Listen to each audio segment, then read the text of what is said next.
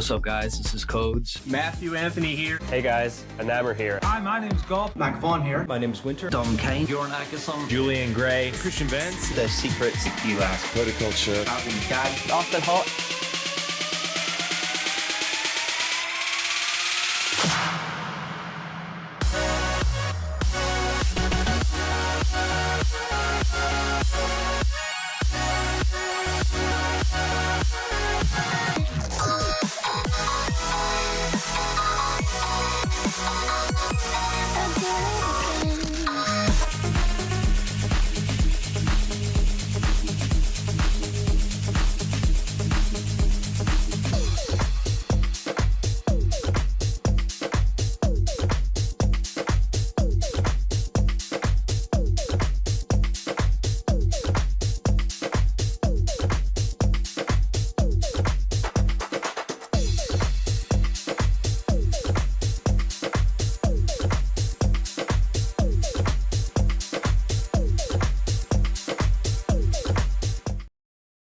Hi folks and welcome to another Sonic Academy Live. I'm joined with Chris. Hi Chris. Hello Philip, how are you? Oh, I'm super duper. Superly duperty. I do like your very attractive hat. Do you like that? It's because my hair's so lockdown rare. I know, my hair's... I was looking for a hat today and the only thing I could find was a tweed peak cap and I don't think that was a particularly good look. What's on your countdown list of things to do when there is no more lockdown? 1, get a haircut. 2, go to a club or something. Go to a pub. Go to a pub and a club. Go to a pub and then a club.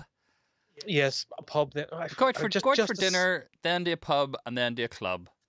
I just want to be able to walk, have 1 or 2 creamy, beautiful, tasty pints, and then I don't know. So yeah, look, hopefully it's all coming over. What do you miss the most? I don't know. I think me, Paul, and Paul Hamill and Phil Kieran had the last pints in the country. Oh, did you meet them that day they went to? Yeah, I went Bangor? down to the Jamaica. Yeah, stood outside in the cold, and they gave us pubs, pints to stand out the street. And then about 2 hours later, the cops came. Did the cops come? The cops came. Yeah.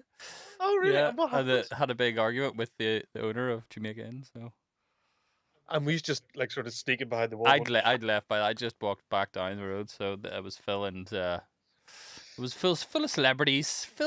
Paul Hamill and Phil Kieran and that other guy that does the holiday show. And Joe. Joe Lindsay. Big Joe. Yeah. They were genuine. I don't know why we're talking about this on air. Nobody's probably interested, but yeah.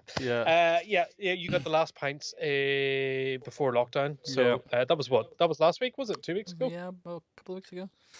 So please don't complain. I know. It's been months for me and probably other people. We are doing a mega doctor listening party tonight. Yeah, we got loads of demos. We got so many demos in that we just thought, right, we're just going to have to bust through a bunch of these. So we've got 10 demos, and that was only a small portion of what was in. So I'm sorry if track didn't get used. We sort of picked ones that we could talk about. Really, there was a lot. Like Isles one came in, and there was a few others that were just really good. Mark Anthony, I think, as well had a couple in that were just really good. There was nothing really wrong with them. So, and then there was a couple that I noticed had already been released and stuff. So don't send in tracks that have been released. There's no point in that really. The whole idea of this is to sort of help you get to that stage of release. So don't be sending release tracks in. And we got a couple through email as well. Don't send them through email because we have a sort of a web system now to do all that. What is the web system? The web system is www.sonicacademy.live. Or no, it's www.sonicacademy.com/live. And there's a nice wee thing there. We've actually added 2 new fields this week. We have added a field for how long you've been producing and whether the track is released, whether it is to be released, or whether it is a work in progress. There we go. So, and I've been thinking this week about how we could help that, and I think we should do a player, right, where you could add comments, so people could upload the tracks, and then other people could add comments to that. What do you think? Some sort of a feedback system, yeah. Yeah. Brian! What do you think? What do you think? I think it's a good idea. I think we should. I think you should be able to there should be sections for your comments. So you could add a tag for bass or drums or what, and then you score each section, and then it adds up to a a final score, and then you can just see like how close your tracks are to like being finished. I actually Nico, have. I'll see if I can show you this. I actually have a system. I will say hello to everyone while you get that up. You do that. Anyway, let's say hello to the people on the chat. We have a DJ Cool, we have a Techalite, we have Helix Holmes, we have Majestic Pillow, Il Nabo, we have Kenny D, we have Chase Cooper, love the name, Al, thank you very much. Al feels rejected, by the way, Phil. I'm just putting it out there. What? Al feels rejected. Why? Because you rejected his track. All right, sorry. Yeah. Sorry. So we have Gator, Mark Anthony. He feels rejected. Mr. Jinx by Mr. Jinx. Welcome along. Welcome along to the. Okay, do you want to see? So this is my Okay. track production spreadsheet. Can I say right? So- I've seen this before. Yeah, so when I'm working on stuff, I can like see what's done, what needs to be done, and then you get your total completion, and then. It's like, you showed me this before. It's like, surely you just like open your track and go, yeah, it's nearly done. Yeah, but when you're You working like can't- with a bunch of different tracks, then you know you can sort of like go, is that really done? And then if you when you sit down in the studio and you're like, I need to do stuff. What should I be doing this evening? I've only got 2 hours to do something. What am I going to do? And then you're like, I'll just write a new track. No, that's you. I'll just write. Normal I'll just people- write something brand new. I've got 16 tracks I need to finish, but I'll just write a brand new one today instead. Would you say you suffer from shiny new things? Absolutely yes, absolutely. So, guys, on the chat, do you think that you should spreadsheet out your completion of your tracks and what parts are done and what parts are done, or is that a total utter waste of time? Like I would think it is. Let me know. Let me know. Vote Team Phil or Team Chris. So there you go. Vote Team Phil or Team Chris. Yeah. So Team Chris is it's all in your head. You know which tracks were, and you don't go and start a new one. Well, You go. I was working on like an album, so it was like 10 tracks. So it was like, and then you're getting vocals in, time to time, and so so you just kind of have to Yes. know. Hashtag first Majestic Pillow. Hashtag Team Chris. Chris. Thank you. Ah. Thank you. Even though it's one vote, I'm You're technically the winner. technically, but you could be like Trump and just totally Yeah. reject it. It's all fake votes. What exciting things are happening in the world of music production? Have you any idea? I don't. I don't. have I'm paid zero. I haven't seen any zero news this attention. week.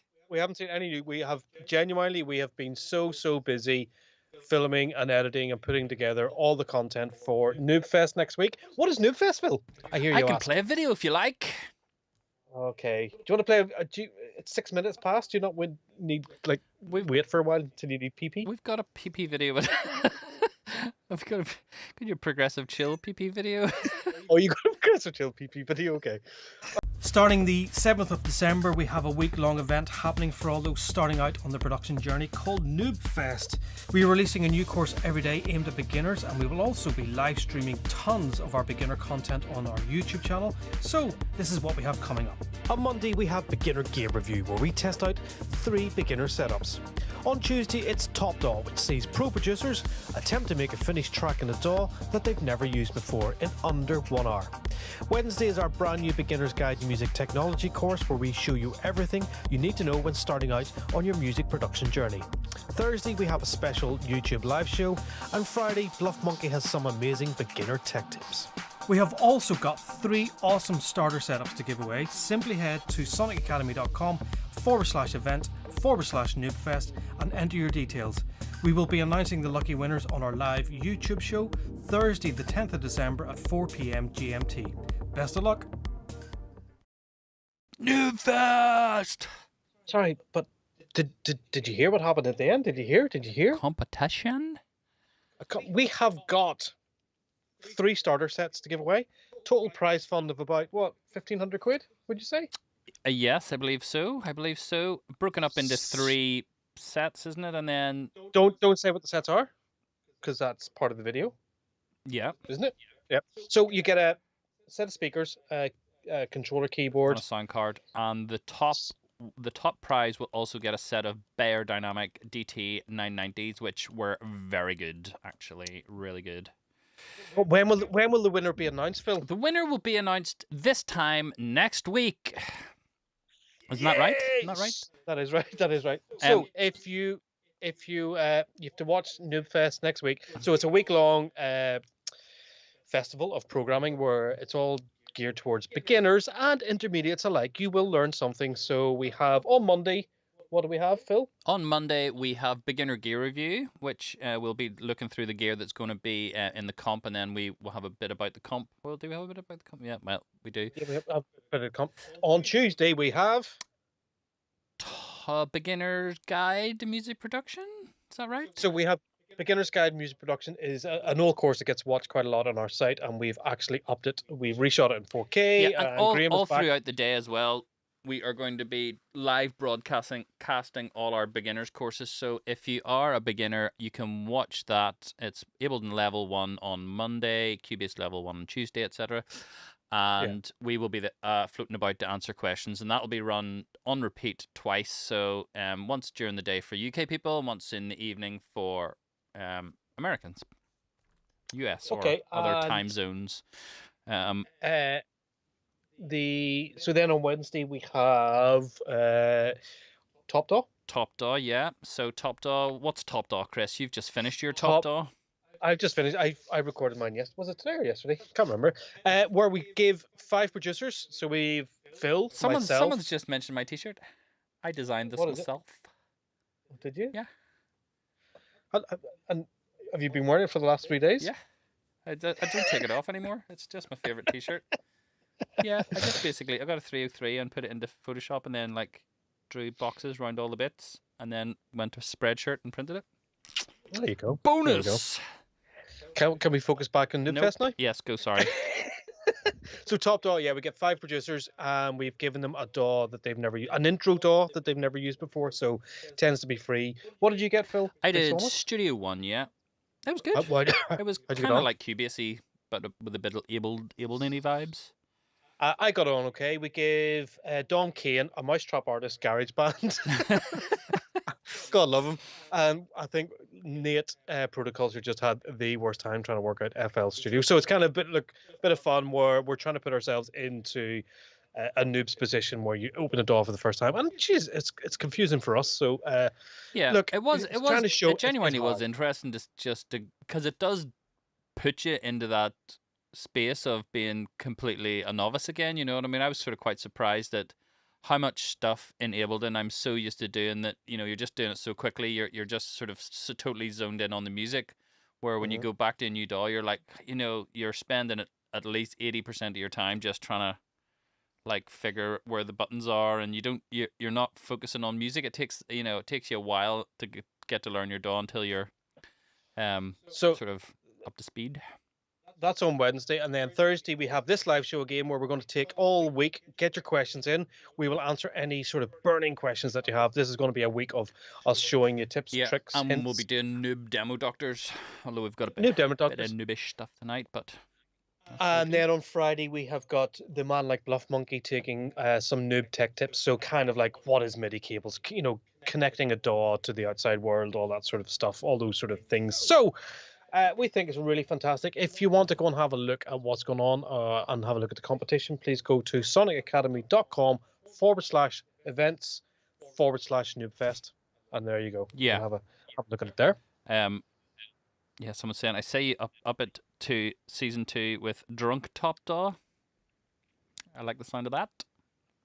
So what's that? You get drunk and super drunk and then have to work. How gotta just move this like her. You get super drunk, you get a £30 budget to go and buy plugins that you wake up on Saturday morning going, oh, did I just spend? Did you buy anything at Black Friday?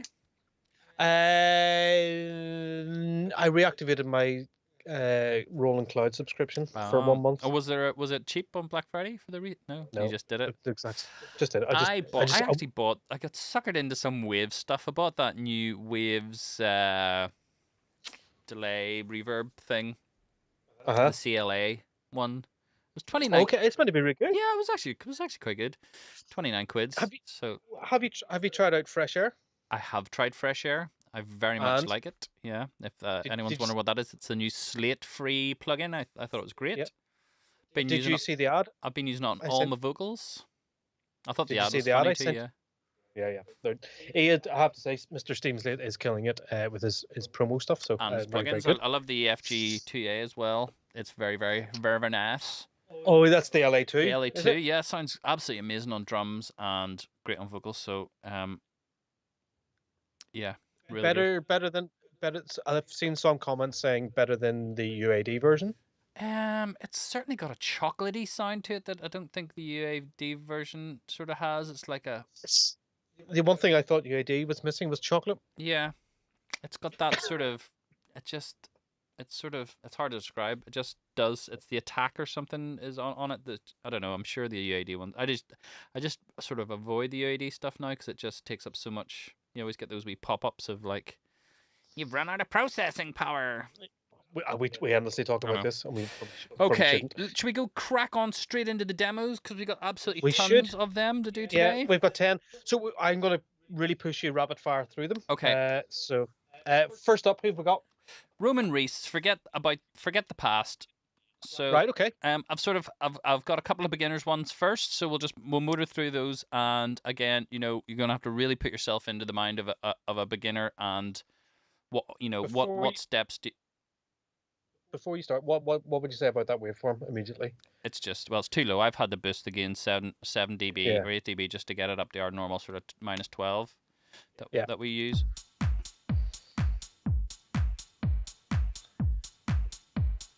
Even then, still not. I mean, generally speaking, you want your kick to be pretty loud there. And the choice of kick wouldn't be mine. Sounds like there's a reverb on your kick. Not always the best idea. Oh, it's on the knock or something.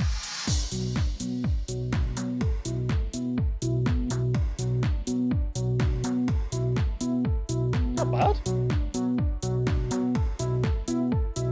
Just a little bit mechanical, isn't it? Yeah. What's the steps to get from this sort of level to the next level, which is sort of, is it copying people? Is it? Well, sound selection is a big thing for me.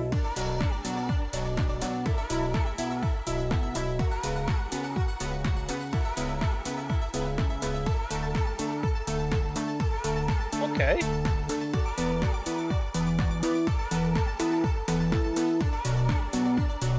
So push some of those chords because they're all changing on the the downbeat. Yeah, I mean, would you even be having chords at that point of a track? Normally, you sort of It is. you would have it Quite early. straight.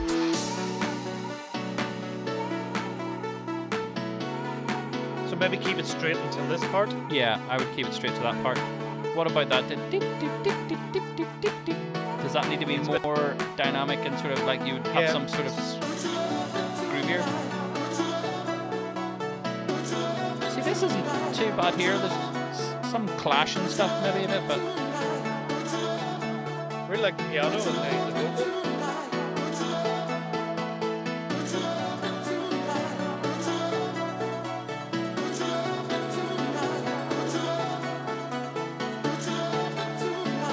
Dropped off the clinky plunky thing. yeah.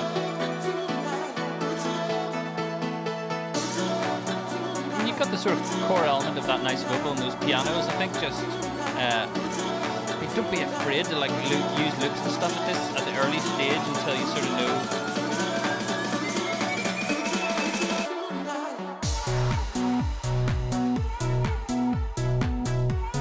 So the first thing there is your bass is just wrong, isn't it? Yeah.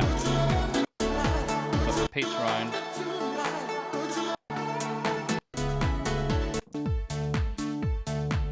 Okay, so I mean, I suppose a lot of it is to do with really, really critical listening to tracks and picking out for me there's layers. You know what I mean? You have your drums, which are kick, snare, hat, and then you have your bass needs to be a distinct thing.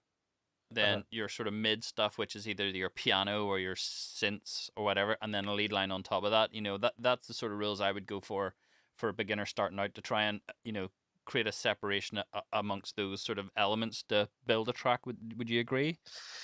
So I think also, I mean, one thing when I started out, I was terrified of sounding sort of cheap and like a demo on a keyboard, because you Mm. remember the demos always sounded, and I worked really hard, as you say, critical listening, going, what are they doing, what are they doing, and trying to replicate those sort of bigger elements, and trying to. I was just so terrified. I was like, really, really worked hard. He seems to have just grabbed it feels like possibly grabbed the first bass line that's come to hand and not went, this bass line isn't great. Try to make your bass line brilliant. Try and make the percussion brilliant. Try and make everything, every Yeah, element I brilliant. mean, You've got really good hints of the vocal and the piano, and the build-ups are working. It just, when it comes to, think of yourself in a club and you got that drop with the bass line. If you were in a club, you would go, ooh, ooh. yeah, I mean, that's another really good point, is comparing your track to other tracks. If you are a DJ or you have sort of DJ gear, go between your track and the other tracks and seeing where the differences are. Like, focusing in on the bass. What's the bass doing? What's the bass sound like? And don't be like, if you're starting off, don't be afraid to copy stuff. Just, I mean, I started my entire first 3 years was like, how to make Paul Van Dyke bass lines, how to make Paul Van Dyke kicks, how do you make Ferry Corson? That was my and you do learn. You'd never end up making the same track because you're not using the same chords, you don't have the same vocals, you don't have any of the same stuff, but you can use those other tracks as starting points. Even sample and loop. We used to sample the start of people's loops and stuff and filter out, so you'd get the hi-hats and the click, and you use your own kick. And don't be afraid to sort of, when you're starting out, you borrow, sample, really copy things, and just and that'll help. Once you've got sort of sounds that are similar, that'll help you compare then to other tracks, I think. Al says in the comments, just be like Behringer. Just be like, just do a Behringer, just yeah. Just go and grab old records and okay, that's good. That is true. But go. Don't be afraid to sound. Use it as a springboard, as like to get you into the area. That's what we're kind of saying. Yeah, I think good. Yeah, I don't think there are anyone's gonna say anything about taking shortcuts at the beginning to get stuff sounding right and to get your ears tuned in. Perfect. Yeah. Okay, let's go for the next one. Who is this? Let's go from the start. This is Sir Ian Starseed. Do you think he really is a sir? Do you think he's aristocracy? I think he probably is, yeah. If he says he is. I feel a bit of psytrance coming on here. Psytrance, yeah.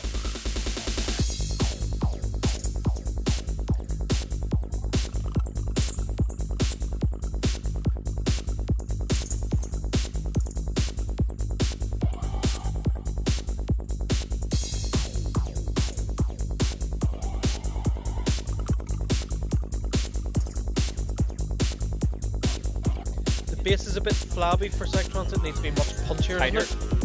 Yep. I'm not sure why this isn't the beginner bit, because it sounds quite good. I like this break. Some nice sounds. Could have added a touch of reverb, Phil, you think? More reverb? It's not jumping out at me as needing more reverb at the minute.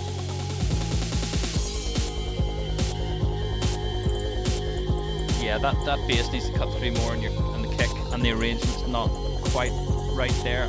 I always find that you need to be more distinct between sections, like just carrying that thing on to this bit.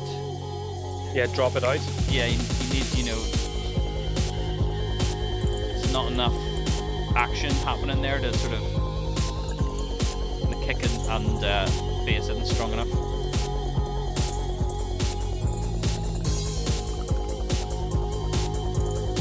What about the snare, Chris? Is it a bit too loud, isn't it? Too loud. You need to get the balance between the kick and the snare right.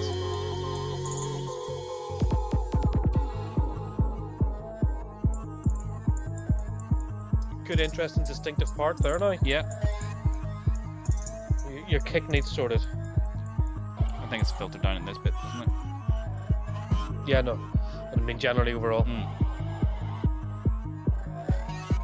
I like all the incidental sounds. I think there's nice cool ideas in it, for sure. I mean, I think we say this for all these tracks. Go and watch pArTay's kick and bass tutorial. That's weird, isn't it? It's too loud, too dry, Too loud, too dry. Yeah.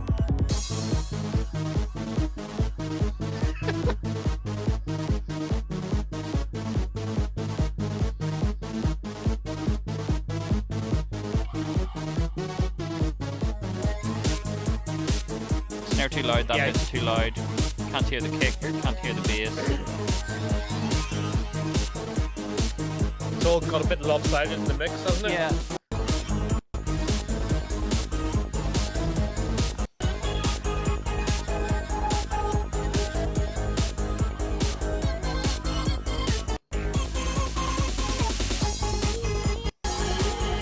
Yeah, I mean, I think that can be solved with a mix. You know what I mean? Yeah. If it was on in front of me here, I would get the kick and the bass up. I would get some more mids and tops on the bass. Maybe tighten up the filter envelopes just to get it a bit clickier and stuff.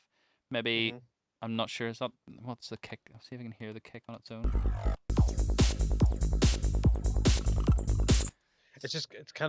There's no mid to the bit kick. muffly, yeah. So maybe get a bit of mids on there.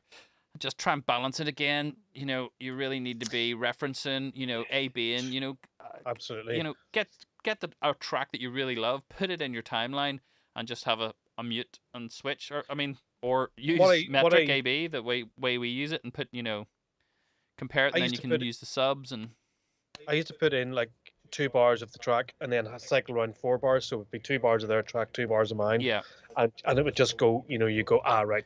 You know, probably in the days before metric AB solved all those problems. But yeah, it's so important to reference it, and I think fundamentally choosing the right sounds at the start helps, choosing sort of bland things and not sort of getting them sitting in the mix and going, as you say, critical listening, analyzing each sound, going, right, as you say, characters, is it a main character? Is it, a bit part character? Should be off to the side of the stage or to the left of the stage, and moving things forward and back, and sort of think about arranging, actors on the stage. Yeah, and layers. Yeah, I mean that especially this bit here. This bit here is nice in a break, and it sounds sort of nice and warm. Could be wider, maybe, as you say, maybe a bit more reverb. But then when that's in that bit that shouldn't be a main character. That should be like a layer that's either back or, really if you're going for a dancey bit, you kind of want to really get rid of your pads, or at least get them super back and get them side chained and pumped up. Yeah, you could even actually really side chain those. That gives you a slight, we would switch off side chains and breakdowns and then switch them back on the main section. Yeah, and that little difference gives you enough to go, oh, this is a different section. But yeah, look, again, this is all with every track. You'll get better and better, and you'll go, that doesn't work, that didn't work. So always think about your dance floor as well. Always think.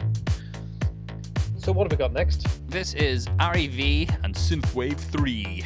That rhymes. Wonder what happened to 1 and 2.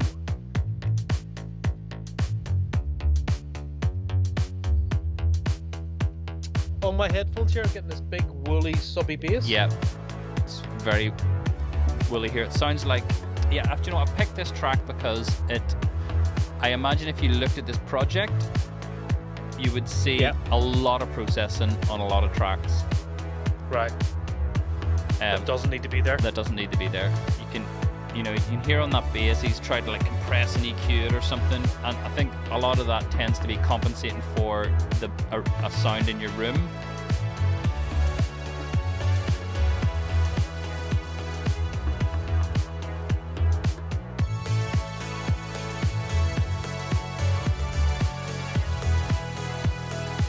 His top synths are great. Yeah, sound nice.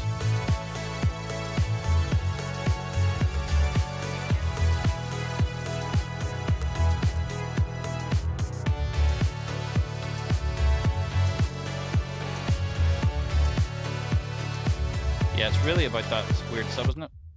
Yeah. Yeah, that whatever's honking in there is really weird. Yeah. Oh yeah. And that, Phil, would you suggest that's something's weird happened there as well?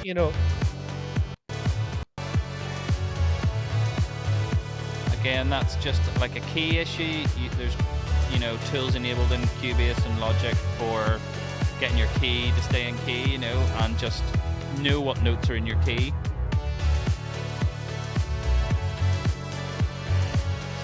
What I used to do a lot of the time was, you got everything built up, and then I just pull all the faders and bring up different elements against each other and see, is that working with that? Is that working? Is that working?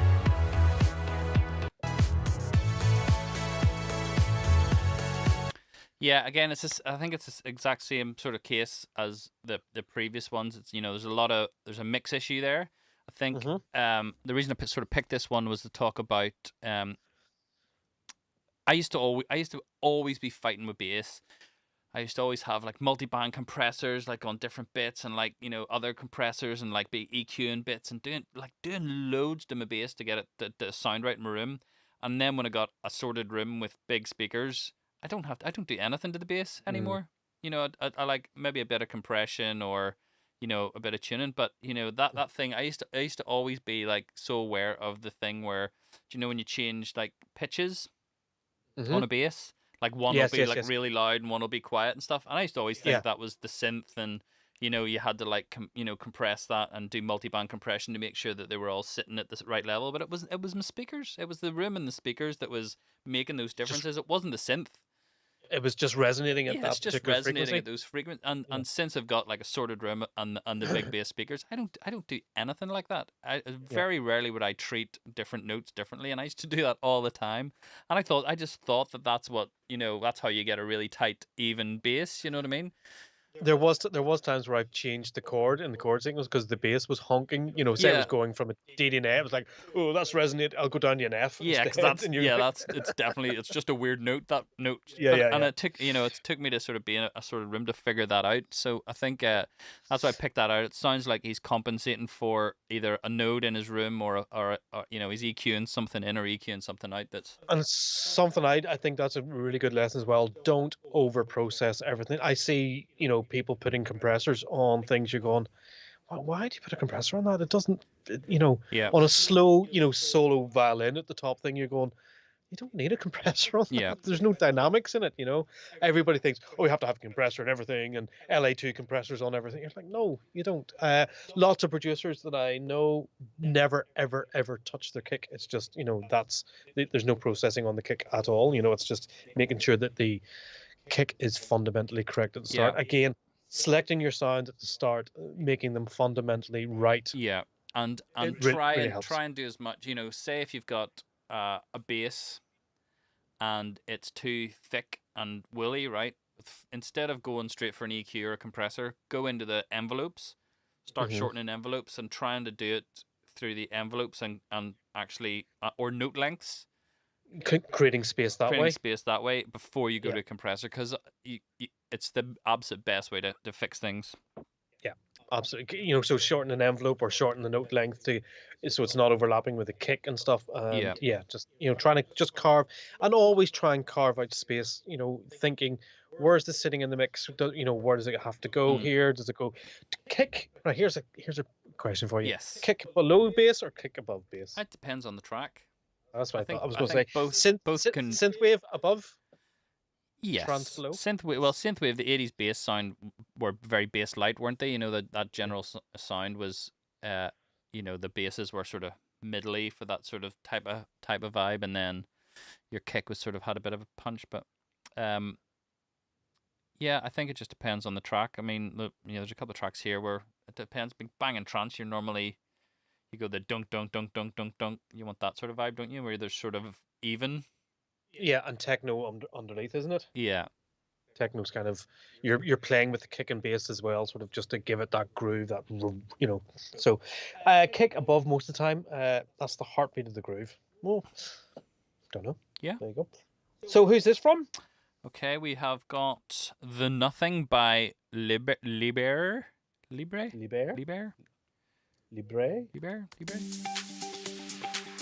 actually quite like this one. I like that guitar. Can you play the guitar? That's me playing the guitar, like.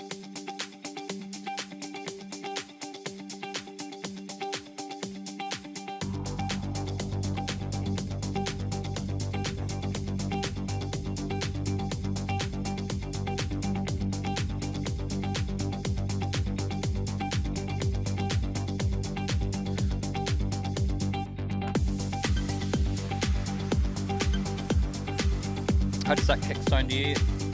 Again, not right. It's not. It should be a bit more poppy. Yeah, sounds quite like 100y, Sounds- 200y. There's like, It sounds like a psych-trance kick. yeah.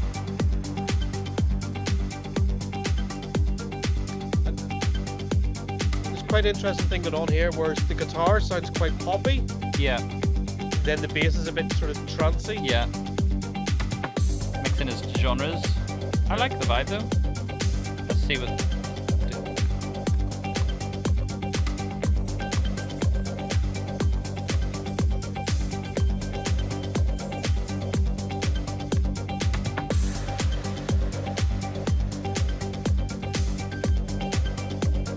Not enough happening. Just too long here now.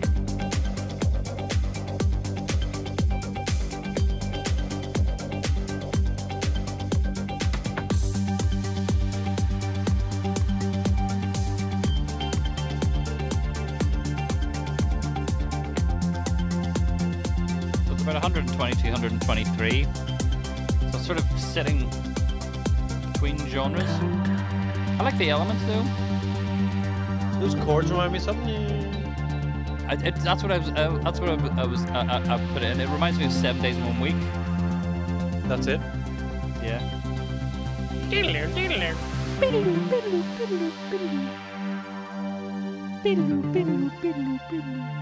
That's exactly it.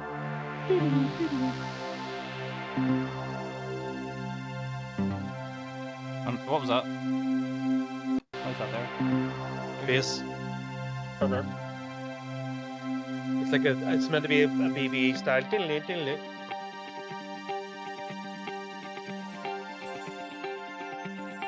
This is quite nice because it sort of creates like atmosphere. Yeah. So it's like something's going to happen.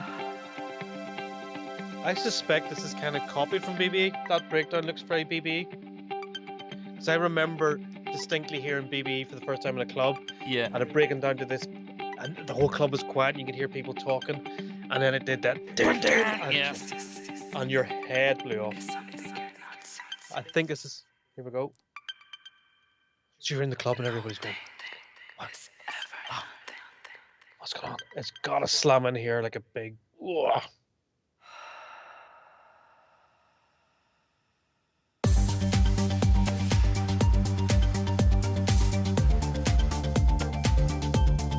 I like it, but it just, again, I think kick needs to be sorted out. And you need... Everything just needs turned up to 10, doesn't it? Just sort of everything needs tweaked and tweaked within an inch of its life, and it could be there. See that do-do-do-do? That needs to be up an octave, I think, with a big reverb on it. Yeah.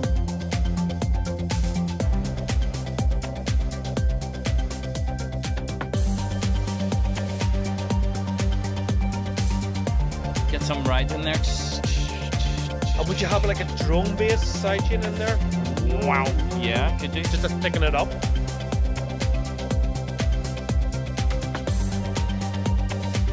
Yeah, let's listen to the difference between these two parts.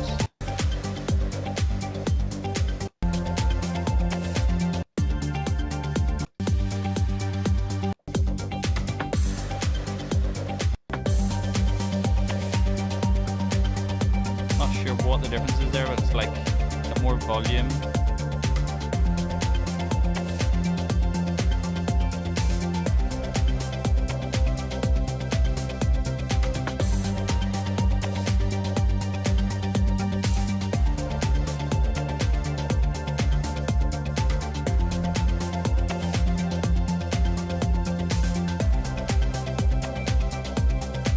Okay.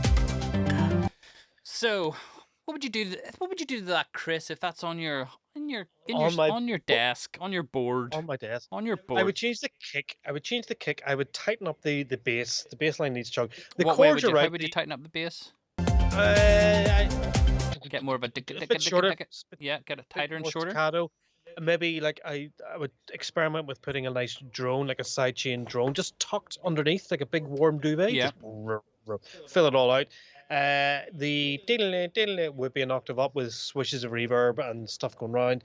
The big impact, where I went shh. Yeah. I would totally steal from BB and just have some sort of shit. Do you know what that was? The Jadun was? It was a reverse orchestra hit That's from a Roland JV. Correct. How synth dirty are we? I remember that. Do you know how I know that? How did you have it? Because if you go to El Nino has the exact same. Yes. Was So, El yeah, Nino was inspired by BBE? Totally. It was Thompson's Garage. This was playing along. It was kind of first time I heard it, and I heard it the whole club system had been blathering away for an hour. Your ears were ringing, and then it went that choir thing. Yeah. And I remember just looking around and everyone's staring. It could have got so quiet, and then Gentin, and it just massive track. hit you in the, and the whole place was slayed, and it was just like came out of that club going, remember that moment. That is just El Nino does get quite quiet, doesn't it? The sort of it does. It goes ding, ding, ding, ding, and we do a big sort of drum roll to build it up, and then bizarrely downloading the Roland stuff. I went to the 1080 and the big sort of sweep in El Nino. I was able to remember that I couldn't. I went in and said to Vicky, the two patches that came together to make that big sweep. Yeah.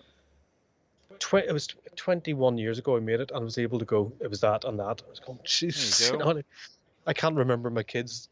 What they did last week, but I can remember those patches. So what's our final? Let's go to the last section.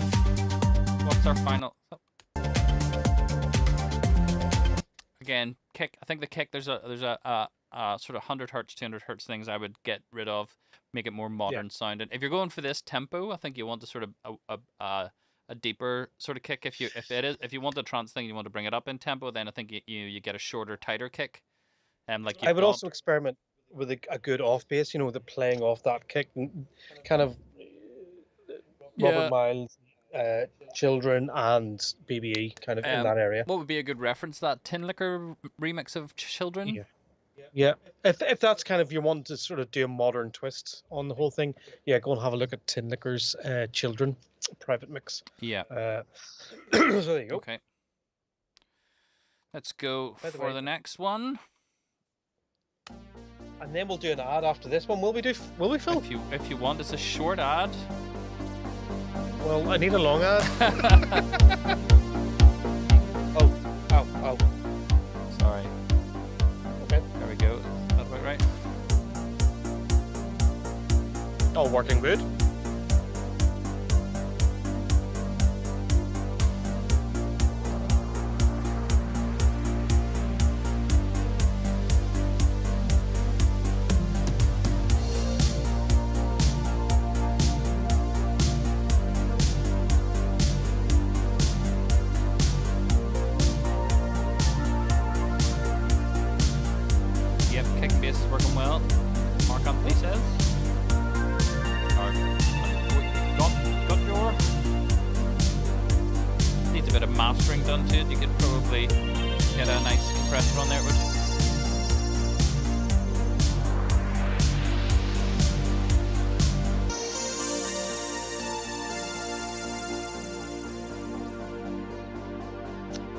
It's all working well. All very good.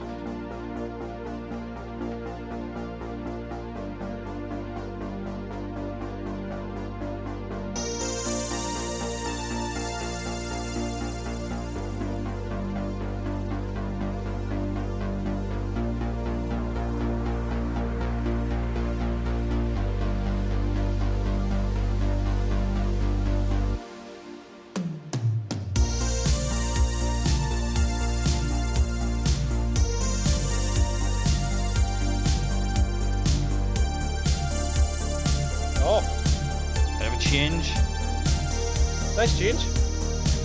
A bit more of that, sort of extra sounds and,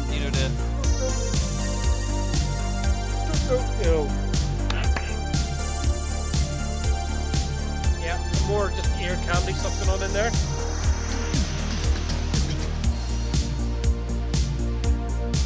Sing for us, Phil. Stop singing for us, Phil.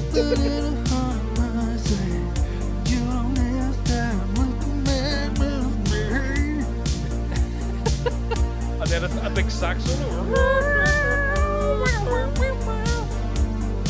Okay, here's my thing, Phil. Here's my thing. Okay, how do you there's get that quite from being? hold on, Okay, go. right, Go. go. My thing, there's so much of this stuff around. That's all very believable and all really works and all. I've heard it. I've heard it. It's not standouty for me. No, it's the only thing. It's not. Well, There's so much of this stuff. I think you need to be a little bit yeah. extra I special mean, to. I think this is we have come from beginners level. We're now into Mhm, intermediate level, and mhm, it's a good intermediate track. The mix is nice. The sounds are good. Some nice mhm. melodies and stuff like that. So now we're talking about how do you get from intermediate to advanced? You know, what do you need to do to sort of, okay, you've been listening to tracks, you've been copying stuff, you're starting to get all those sort of elements nailed. You've got a feel for like how to, you know, build a track, how to do Mhm. bits and stuff like that. What when you're in the studio, what is it you're striving for to get to that next level? How do you sort of, you know, when you think about when you've heard a track, right, that you're using as a reference or copying, and especially if you're in a genre, if you're going for a genre, that track's probably at least a year old by the time, you know, it's gone through a label and sort of been mastered and all. You know, it could be a year old, it could be 6 months old, it could be a year old.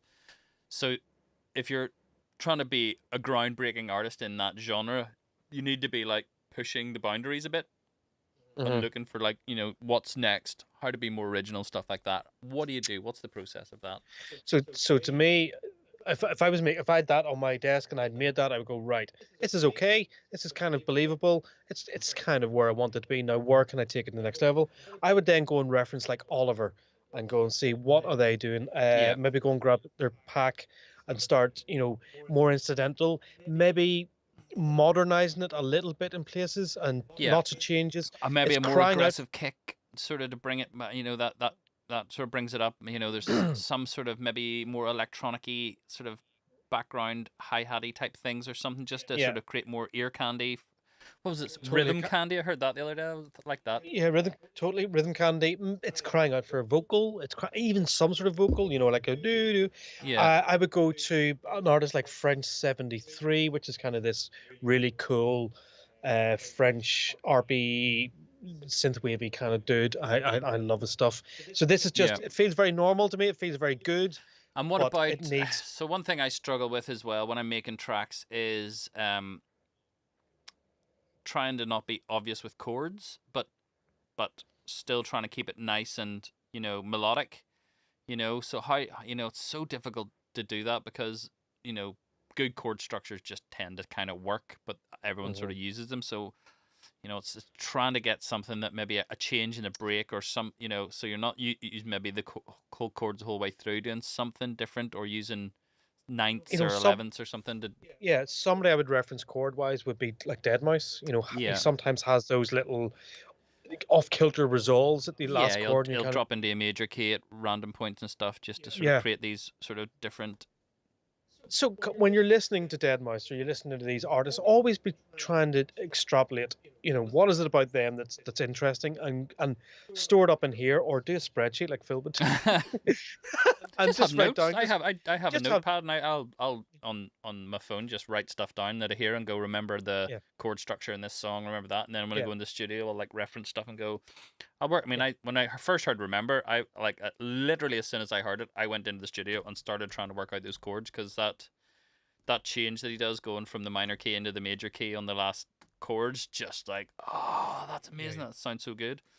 So, Yeah, no, it's those little. You've got to just mentally be it shopping and you hear something in the background, or I remember last year I was kind of in some shop randomly. Shaka Khan Ain't Nobody. There was like a mm, 12-inch mix, and there was like this this sort of art playing. I was like, that's mind blowing. And came back and got on Spotify and worked out the art and went, yeah. I need to use that in the track. So constantly be just pulling all these influences in, and it Mm, can be you're doing a synthwave, but you can't take it from Dead Mouse or Shaka Khan or whatever. yeah. Wherever it comes from, just take it. Um, So and the questions and the comments are being asked. Now I'm going to ask something that's probably really stupid or naive, but shouldn't music production be about creating something we like to hear and not about surpassing competition? you've got to you've got to stand out. You've got to. Mm. It's not about competition. It's about The thing about what. it is, and this is psychologically proven, I was just pausing there just for effect. All right, I was going to check. I was going to check my internet. Psychologically yeah, proven no, that. again, I bring this up all the time. It's a Sean Carroll interview with music psychologists who've been studying popular music and chord structures and stuff like that, and analyzing how pop music works. And it's about surprise. So you need to have, like, you know, your core elements could be your chords or the sounds or the production that is the core stuff that sort of sounds in genre or in keeping with the rest of the stuff that you can keep the same as the rest, but you need that 30% that is different. And so that's the bit that you need, that is, I suppose, you're in competition with, is to try and do something new, to try and do something better than the thing that's been heard before, because as soon as some people hear that, then it becomes less surprising if you do the same thing. So you're always to you know, if you were to copy a track that was from a year ago and make the exact same track, even if, you know, and play it today, you're already 30% behind, because that surprise element's gone. People have already heard that thing in that track. So you kind of always need to be pushing the boundaries. What's the sort of next interesting thing or next surprising thing you can do in a track that's going to, like, you know, make it stand out? I think any artists that do stand out, they are pushing. You're hearing something new, and you're going, "That's clever. That's how they done that. That's really interesting. That hooks me in." Yeah. So yeah, 70%. it's not about 70% in keeping with the genre or keeping with the thing. You know, whether it's getting your bass sounds right and all that, and then that 30% just try and push into the future. Have you got a pie chart for that? I can make one if you want. If you could, we should run this week's course. This week is Ozzy. We've pushed Ozzy in a new direction. He's just released a new album. Brilliant album. Ozzy gets massive plays on Spotify. If you don't know him, go and listen to his stuff. It's very chilled, relaxed.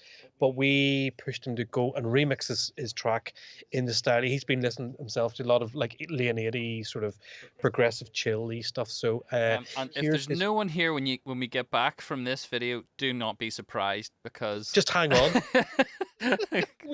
we will eventually be back. Are you ready, Chris? Ready? 1, 3, 2, 2, 1, go! Go! No, it didn't go. Why is it not going? Oh, Chris is away. In this series, we'll take a look at how to make a track like the one you're about to hear, which is a remix of a song from my new album. In the beginning, we'll start with some piano and string ensembles, writing the chord progression that forms the basis for the track. We'll then look at different types of bass, as well as drums and percussion, before moving on to a couple of sections on the various synth parts. We'll explore all kinds of effects, and then we'll have an arrangement stage and also take a look at the various automation clips. We'll then mix the track down in preparation for a section on the vocals. In the vocal section, we'll cover things like lead vocals, harmonies, vocal chops, and various vocal effects. Finally, we'll conclude the video with a section on some final tweaks, where we'll add all of the fine tuning that the track needs. I hope you enjoy this series, and thanks for watching. You've been running in circles through my mind. I ask myself what's to find. Yet somehow I seem to find you in everything, everywhere. Down through the seasons, between the lines. But there must be a reason why our lives intertwine. But I just keep on waiting for the moment when the rain starts falling.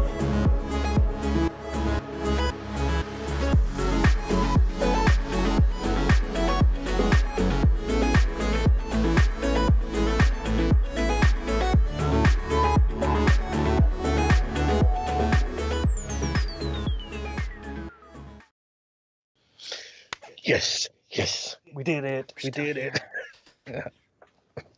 So, yeah, that's Ozzy's course. That sounds great. I really yeah.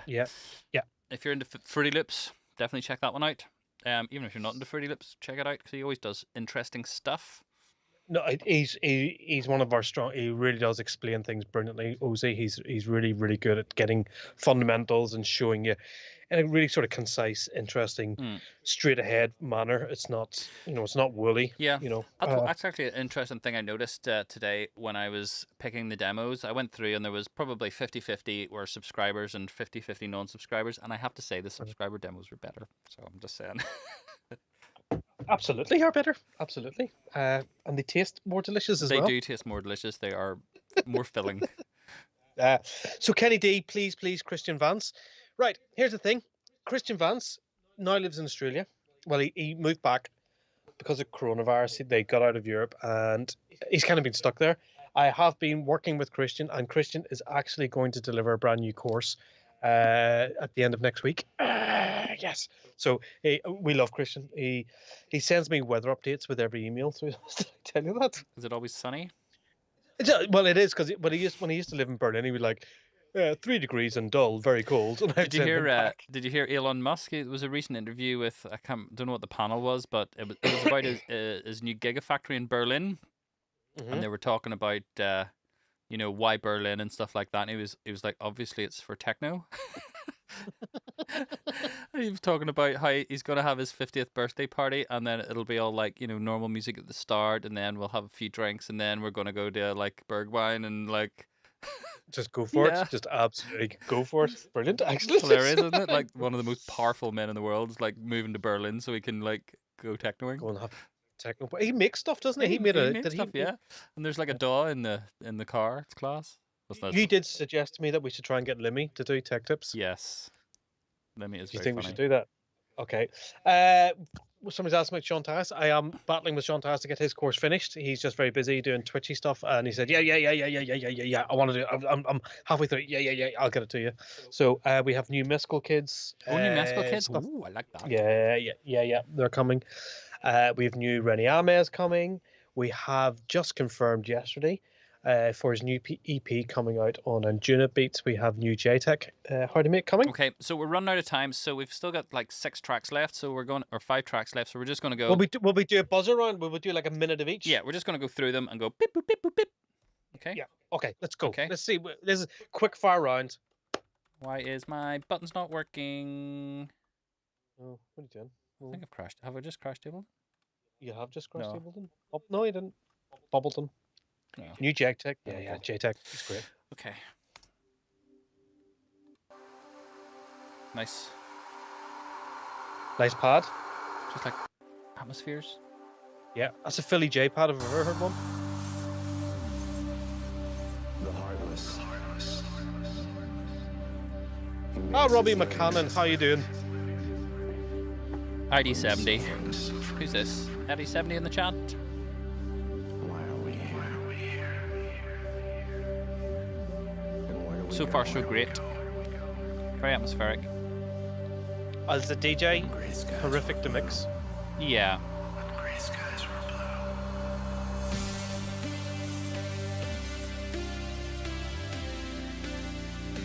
blue. Nice. Oh, ID70's there. You. What about you? Well, we have to be nice now.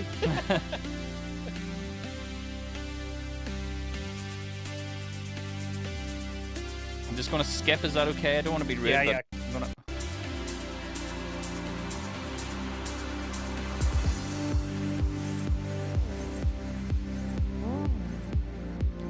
Something needs to happen there. Like you think you're on a dance floor that's building up, and people are getting ready to like get into the boogie.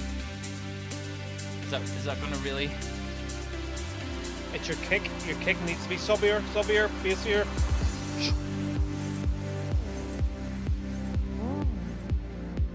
Lovely bass. Yeah, needs to be beefier. Lovely Just okay.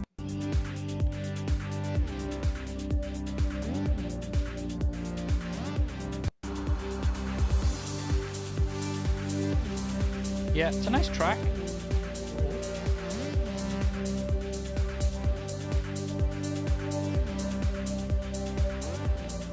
It feels quite smiley to me, like there's bass and then there's like the tops are really high. There's not much in the sort of mid-range that's like doing anything, either percussion or like a mid-range sound. It doesn't bother me not having the mids in there, but need something in now.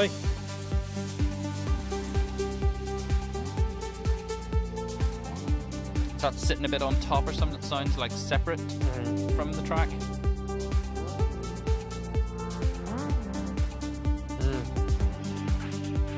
For me, I'd have that kick a lot higher, have the bass bigger and fuller, and have it driving, get a bit more pump on it.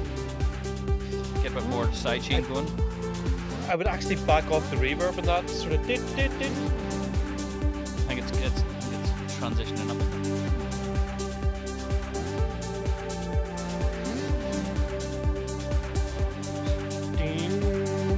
Ding ding, you know, some sort of ding. Yeah, you've got a lot of elements on the beats. So not ding ding ding ding ding ding, and then your bass line's changing on the beat. You know, everything sort of is moving on the beat there. So I think probably, you know, you need a bit more groove in there to sort of, you know, move things along, I think.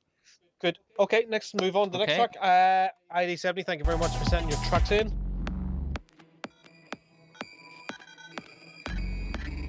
Cool. Nice here. Oh, yeah, like I that. picked this one because it was really just original. I thought there was loads of really nice effects in it. It's a Hyacinth. Let's get a bit more volume on that. Yeah, that's captured my ears. There's nice balance between the kick and the bass. Yeah.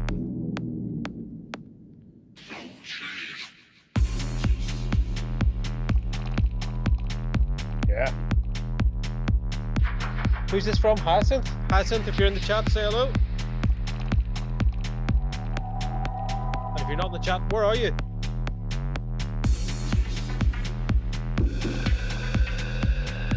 Yep, love those sounds and atmospheres. Yeah. I mean, we talk about we talk every week about sort of adding those, and that's kind of the right thing. They're sort of up in the mid, high mid, and high range, but they're doing something, you know. Flat on it? Yeah, still get it down to the break here. There's lots of interesting sounds. Now the only thing I thought about the breakdown here was that you could have some sort of percussion underneath, you know. To keep the rhythm? Yeah, just to keep the vibe. But is it one of those things where you're 4 a.m. in a techno club and it's just like, what is going on? I think you can do that for a bit, but if it's too long, I think you'll just lose people to pub, you know, go to the get a pint moment. That's quite scary, isn't it?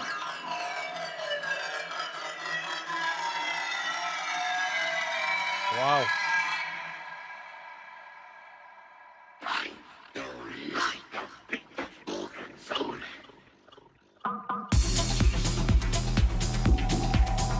Really cool. Great track. Really good. Well done. Don't know about the 303. What do you think? A bit too staccato-y. I'd rather hear more about pattern than that than just those 16s. Yeah. I would maybe as well, just on that, just filter it up a bit so it's just maybe hitting the high regions and maybe do, you know, there's so many other nice effects on that. You could maybe twist it a bit with some of those like granular effects. Cool. Okay, next track. one. Moonman. Moonman in the chat. Well, Ferry Corson, Moonman? I don't know. Maybe it is. Moonman Galaxka. Quite interesting. The last few tracks have all started with sort of atmospheres, rather than beats. Must be a lockdown thing. Can't go to clubs. There's no point in DJing.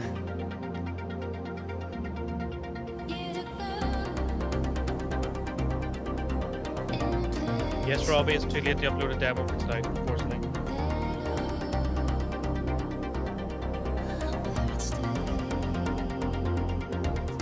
Turn that vocal up a bit. Yeah. Again, think about your actors on the stage. That's the main lead, isn't it?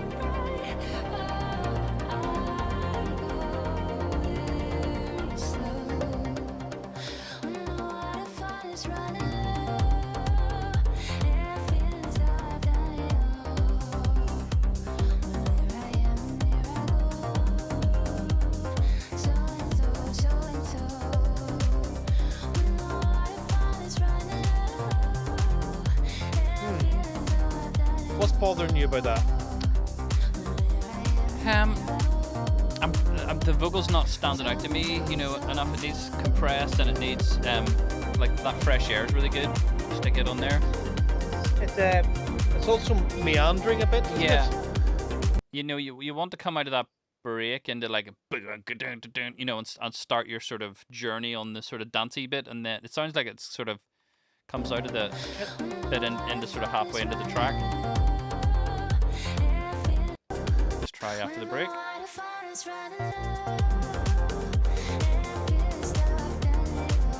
It's weird that the way it comes out of that break doesn't sound like it's like a new section. It sounds like it's just continued on Halfway from something. through. Or... Yes. Yeah. It's because she's singing over the notes. That note, that low note there is where it should start.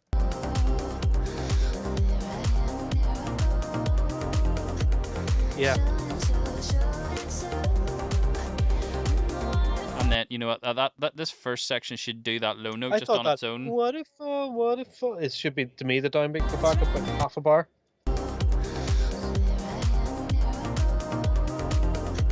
So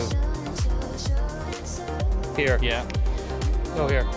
What if that sounds like a downbeat to me. Yeah. Just I would swizz that around. There's some really nice ideas, like that vocal, and the sounds are nice. I like that kick bass combo. You maybe get the bass a bit tighter. Ding ding, next track. Ding ding, next track. Okay. Ding ding. Claggensdale Bubble. Again, starting with music. Kind of like those drums. Yeah, it's nice vibes. Let me get the volume up in this bit. So it does that for a bit. Nice vocal. Oh.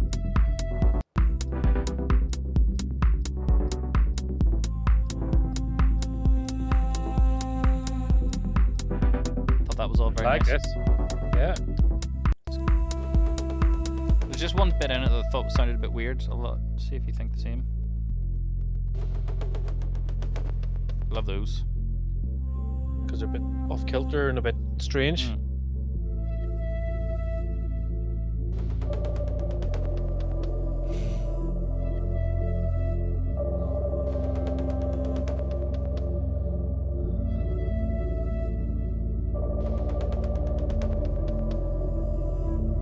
Bit meandery.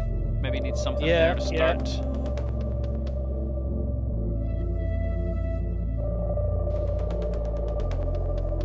It's just, you know, it's not changed, it's not moving. Yeah. You know, I would forward. have tuned out by now. Yeah.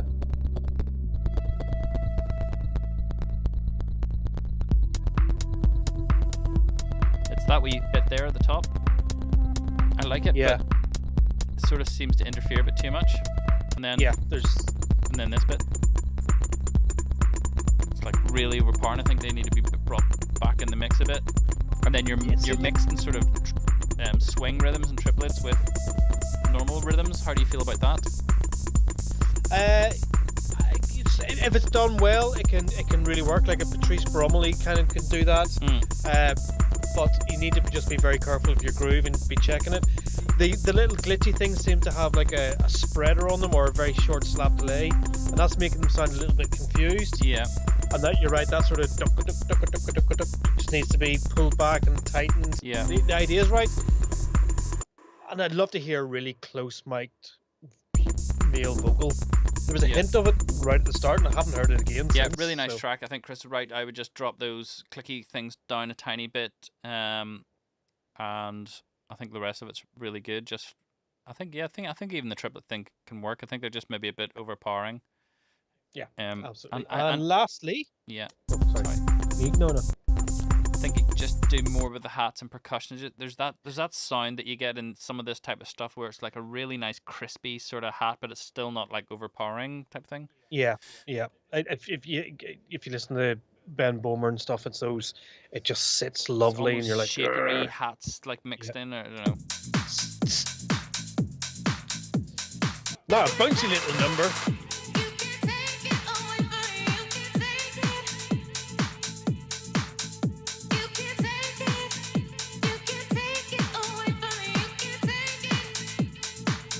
Okay.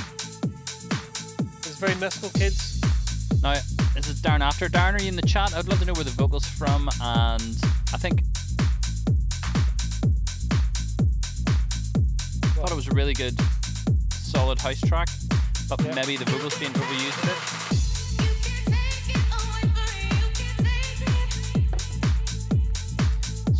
all those nice clanky housey percussions going on. Yep. Nice bass. I've been mixed well in my headphones. Cool ideas.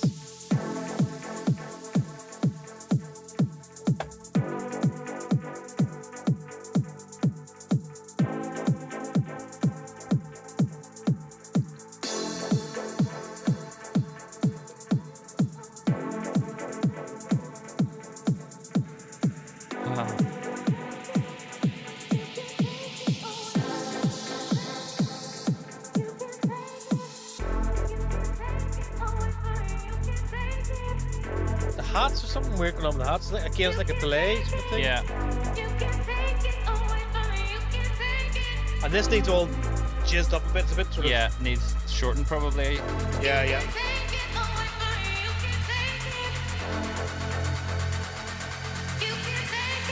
I think that vocal has been way overused. I think either use like a.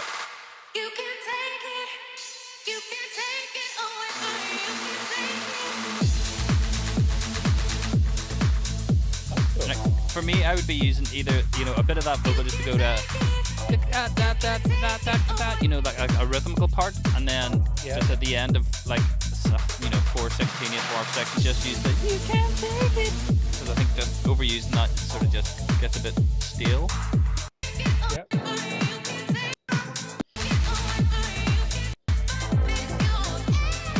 So there's more bits. I like that.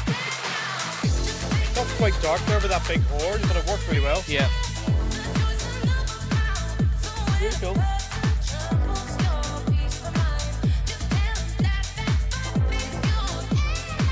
So, I mean, it goes on, continues on, another breakdown.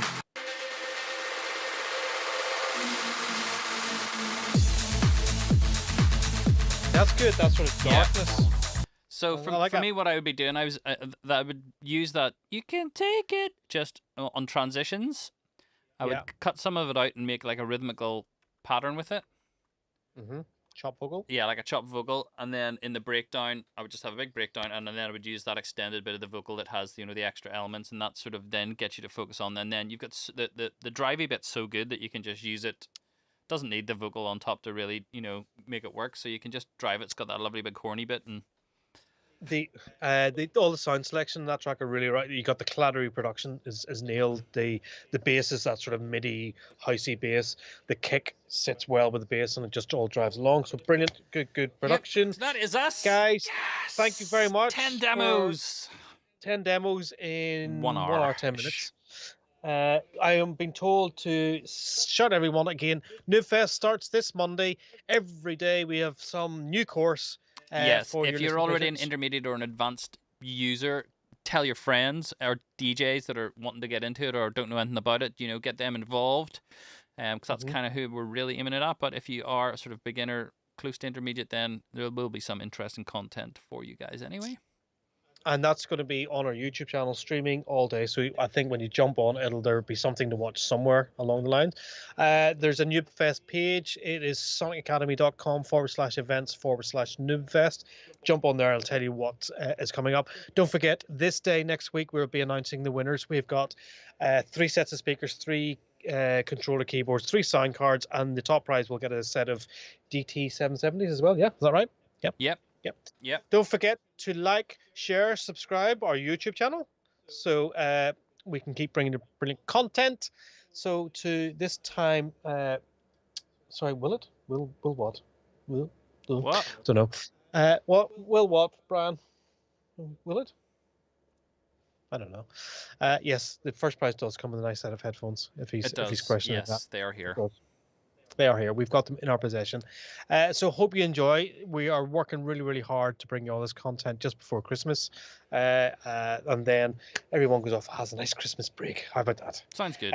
I'm in. Sounds good. I'm in. Hope you're all well. We'll see you on Monday. I hope you. Yep. Cool. Catch you later. All right. Thank you. Bye.